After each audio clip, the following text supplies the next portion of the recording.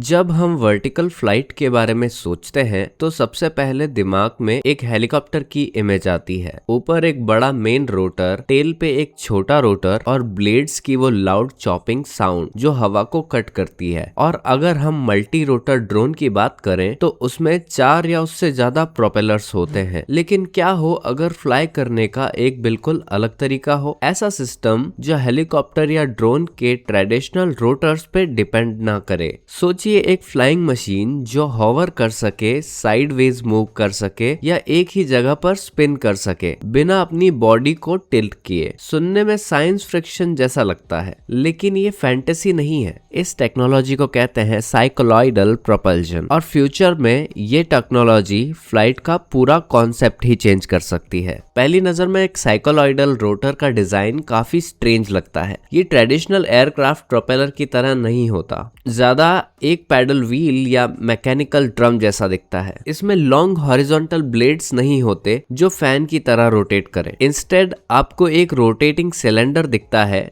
जिसके around vertical blades लगे होते हैं। जैसे ही ये सिलेंडर रोटेट करता है, हर ब्लेड अपना एंगल यानी पिच कंसिस्टेंटली चेंज करता रहता है। हर रोटेशन के दौरान ब्लेड्स मल्टीपल टाइम्स अपना एंगल एडजस्ट करती है और इसी मूवमेंट से थ्रस्ट जनरेट होता है और यहीं से चीजें इंटरेस्टिंग हो जाती है। साइक्लॉइडल रोटर एयरक्राफ्ट को ऑलमोस्ट किसी भी डायरेक्शन में इंस्टेंट प्रिसाइज कंट्रोल दे सकता है। इसे साइक्लोप्टर कहा जा रहा है। एक साइक्लोप्टर फॉरवर्ड जा सकता है, बैकवर्ड जा सकता है, साइडवेज मूव कर सकता है और एक ही जगह पर रोटेट भी कर सकता है। सबसे इंटरेस्टिंग बात, एयरक्राफ्ट की बॉडी कंप्लीटली लेवल रह सकती है। हेलीकॉप्टर की तरह बॉडी को टिल्ट करने की जरूरत नहीं होती, ना ही टिल्ट रोटर एयरक्राफ्ट की तरह बड़े रोटर को स्विंग करना पड़ता है। Everything happens by changing the blade angles in real time. और अगर आप सोच रहे हैं कि ये आइडिया बहुत फ्यूचरिस्टिक है, तो एक्चुअली ये आइडिया 100 साल से भी ज्यादा पुराना है। साइक्लॉइडल प्रोपल्जन के ओरिजिन्स 1909 तक जाते हैं, जब रशियन साइंटिस्ट निकोलाई जुकोस्की ने एक रेवोल्यूशनरी कॉन्सेप्ट प्रपोज किया था, एक ऐसी फ्लाइंग मशीन जिसमें रोटेटिंग एयर फॉलिस को एक लूप के अराउंड अरेंज किया जाता।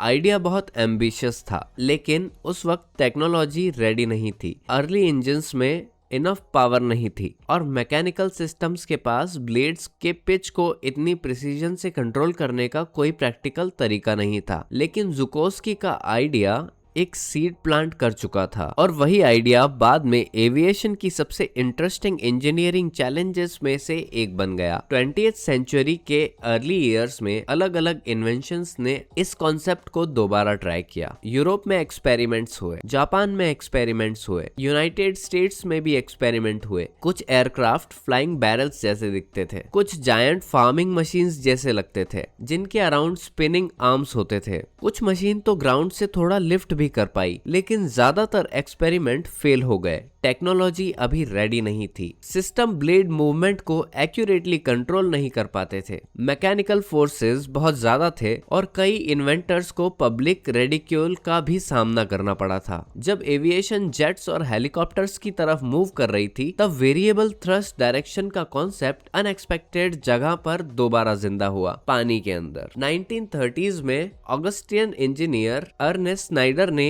एक rotating marine propulsion system develop किया। इस टेक्नोलॉजी को आज वॉइट-शेनेडर प्रोपेलर या VSP के नाम से जाना जाता है। ट्रेडिशनल शिप प्रोपेलर की जगह इसमें सर्कुलर अरेंजमेंट में ब्लेड्स होते हैं और इन ब्लेड्स का पिच इंस्टेंटली चेंज किया जा सकता है। इसका रिजल्ट क्या होता है? टग बोट्स साइडवेज मूव कर सकती थी, एक ही जगह पर रोटेट कर सकती थी और हार्बर्स में एक्सट्रीमली प्रिसाइज डॉकिंग कर सकती थी। ये हार्बर्स और ऑफशोर प्लेटफॉर्म्स के लिए एक गेम चेंजर बन गया। वॉइट-शेनेडर प्रोपेलर मरीन इंजीनियरिंग में एक प्रूवन टेक्नोलॉजी बन गया। ऑयल रिंग्स से लेकर रेस्क्यू वेसल्स तक इसका यूज होता रहा और इसने प्रूव कर दिया कि साइक्लॉइडल प्रोपल्जन हार्श एनवायरनमेंट में भी रिलायबली काम कर सकती है। अब एक सिंपल क्वेश्चन सामने आया, अगर ये पानी में काम कर सकती है तो हवा में क्यों नहीं? प्रॉब्लम यहाँ से स्टार्ट होती है। पानी डेंस होता है और एयर बहुत थिन होती है। एयर में साइक्लॉइडल रोटर को एफिशिएंटली ऑपरेट करने के लिए अल्ट्रा लाइट मटेरियल्स चाहिए, फास्ट इलेक्ट्रिक मोटर्स चाहिए और ऐसे कंट्रोल सिस्टम चाहिए जो ब्लेड को को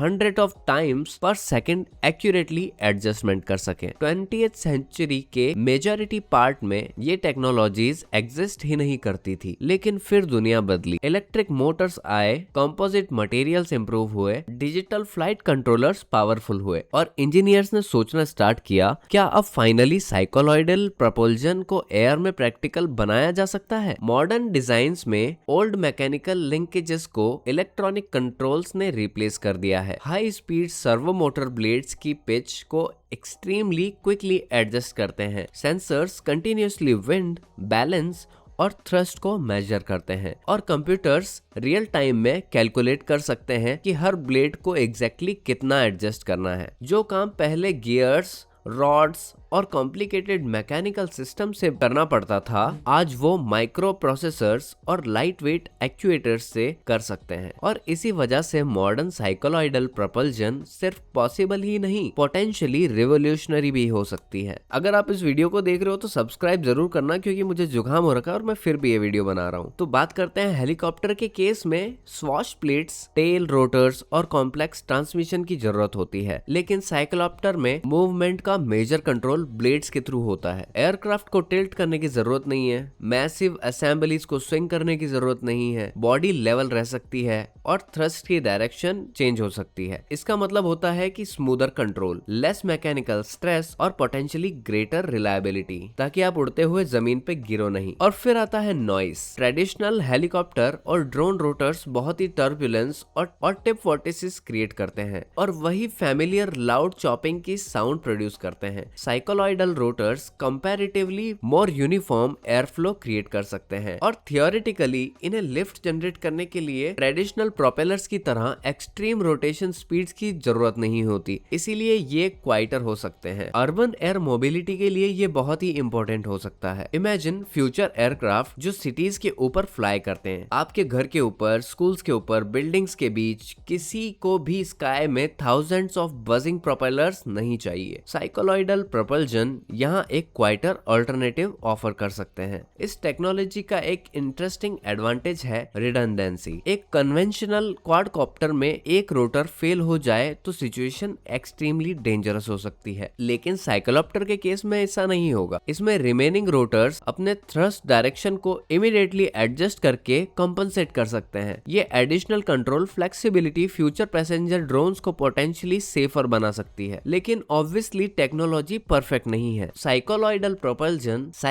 प्रोपल्जन मैकेनिकली कॉम्प्लेक्स है। इसमें मल्टी मूविंग पार्ट्स होते हैं और सभी ब्लेड्स को परफेक्टली सिंक्रोनाइज करना पड़ता है। सिस्टम हैवियर, मोर एक्सपेंसिव हो सकते हैं और current versions optimized conventional propellers के कंपैरिजन में ज्यादा पावर कंज्यूम कर सकते हैं। लेकिन इंजीनियर्स का ये मानना है कि ये प्रॉब्लम टेम्परेरी हो सकती है, मतलब इसको ठीक किया जा सकता है। मटेरियल लाइट हो रहे हैं, मोटर्स काफी एफिशिएंट हो रहे हैं और हार्डवेयर के साथ साथ सॉफ्टवेयर भी स्मार्ट होता जा रहा है। इसीलिए फ्यूचर में इन ट्रेड ऑफ्स को रिड्यूस किया जा सकता है। इस फील्ड को पुश करने वाली कंपनीज में ऑस्ट्रिया की साइक्लोटेक का नाम भी आता है। कंपनी ने ईयर से साइकोलॉइडल रोटर बेस्ड एयरक्राफ्ट टेक्नोलॉजी पर काम किया है। उनका प्रोटोटाइप ऑलमोस्ट फ्यूचरिस्टिक मूवी से निकला हुआ लगता है। एक स्लीक एयरक्राफ्ट बॉडी और उसके अराउंड सिलेंड्रिकल रोटर्स। हर रोटर एक स्मॉल बैरल जैसा दिखता है। Instead of traditional blades spinning like a propeller, यहाँ रोटेटिंग ड्रम्स के अराउंड ब्लेड्स कंसिस्टेंटली अपनी पिच चेंज करते रहते हैं और कुछ डिजाइन्स में रोटर थाउजेंड्स ऑफ आरपीएम पे स्पिन करते हैं। On board computers blade angles को कंटिन्यूअसली कंट्रोल करते हैं। इस टाइप का एयरक्राफ्ट होवर कर सकता है, साइडवेज मूव कर सकता है और अपनी पोजीशन पर रोटेट भी कर सकता है without tilting the entire aircraft. Cyclotech का विजन फ्यूचर के साथ electric vertical take off and landing aircraft यानी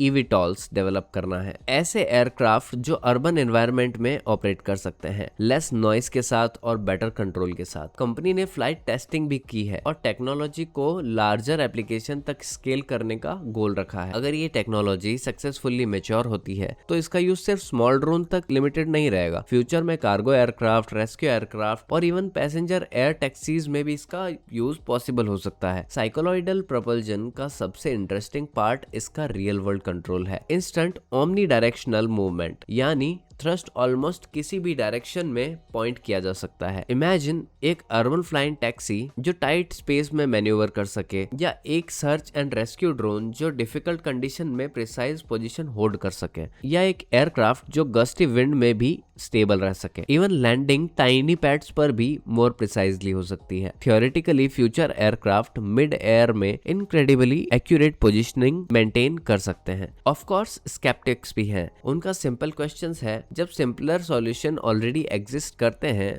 तो कॉम्प्लेक्सिटी क्यों ऐड करें? इलेक्ट्रिक मल्टीकॉप्टर्स ऑलरेडी एग्जिस्ट करते हैं, ट्रेडिशनल प्रोपेलर सिस्टम प्रूवन है, तो फिर साइकोलॉइडल प्रोपल्जन की जरूरत क्या है? आंसर सिंपल है, ट्रेडिशनल ड्रोन्स की सिंप्लिसिटी एक एडवांटेज है, लेकिन उसकी लिमिटेशंस भी है। High speed propellers noise create करते हैं, टर्बुलेंस क्रिएट करते हैं और मैन्यूवरेबिलिटी लिमिटेड हो सकती है। साइकोलॉइडल प्रोपल्जन सिंप्लिसिटी के बदले परफॉर्मेंस और कंट्रोल को प्रायोरिटाइज करती है। ये थोड़ा ऐसा है जैसे बाइसाइकिल और कार को कंपेयर करना। दोनों मूवमेंट करते हैं, लेकिन टेक्नोलॉजी मेच्योर होने के बाद में एक बहुत ही ज्यादा कैपेबिलिटी प्रोवाइड कर सकती है। 100 साल पहले दुनिया साइकोलॉइडल प्रोपल्जन के लिए रेडी नहीं थी। आज सिचुएशन कंप्लीटली डिफरेंट है। Light weight carbon composite materials available हैं, एफिशिएंट इलेक्ट्रिक मोटर्स अवेलेबल हैं, पावरफुल बैटरीज भी हैं और हाई स्पीड प्रोसेसर भी हैं और एडवांस सॉफ्टवेयर भी है। इसके अंदर सेफ्टी मेजर्स के लिए अगर कोई मोटर फेल भी होती है तो बाकी के 3 रोटर्स हमेशा इसको प्रोटेक्ट करने के लिए रेडी हैं। और दूसरी चीज, इसके अंदर पैराशूट भी ऐड किया जा सकता है, जो कि क्वाडकॉप्टर के अंदर नहीं किया जा सकता था। अगर आप ये वीडियो यहाँ तक देख रहे हो और आपको ये वीडियो अच्छी लगी तो प्लीज सब्सक्राइब करना। मुझे बहुत जोर से जुकाम हो रहा था, पर फिर भी मैंने आप लोगों के लिए वीडियो बनाई। आई होप आपको वीडियो अच्छी लगी हो। मैं आपसे मिलता हूँ नेक्स्ट वीडियो में, तब तक के लिए बाय बाय।